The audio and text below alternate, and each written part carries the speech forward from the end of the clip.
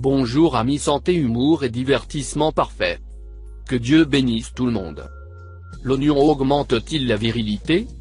L'homme d'aujourd'hui, à l'instar de ses prédécesseurs, se préoccupe de sa performance au lit et s'intéresse donc aux ressources qui renforcent sa virilité, qu'il a découvertes avant le plein développement de la science dont les aliments du quotidien, parmi lesquels l'ail et le lait.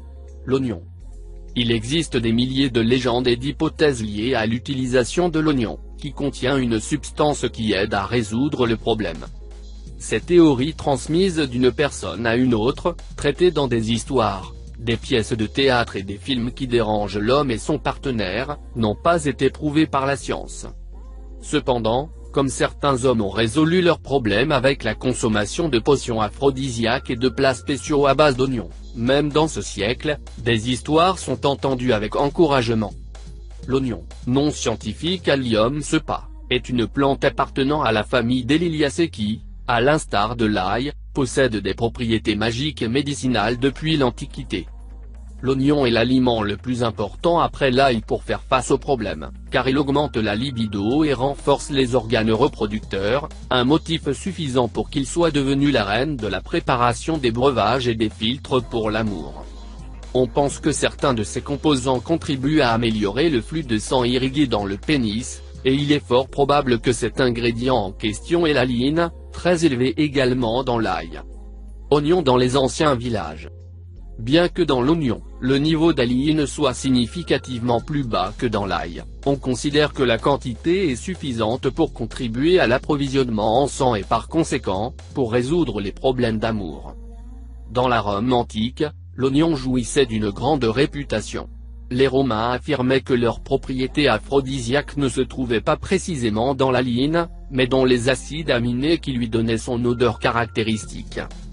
Bien que cette odeur soit désagréable pour la plupart des gens, les hommes la toléraient car ils pensaient que l'odeur était moins importante que son rôle dans la performance masculine. Même le poète Ovidio était sensible au sujet et dans son travail, The Art of Loving, il affirmait que la consommation d'oignons, principalement le blanc, renforçait la virilité masculine tout en purifiant le sang de la femme.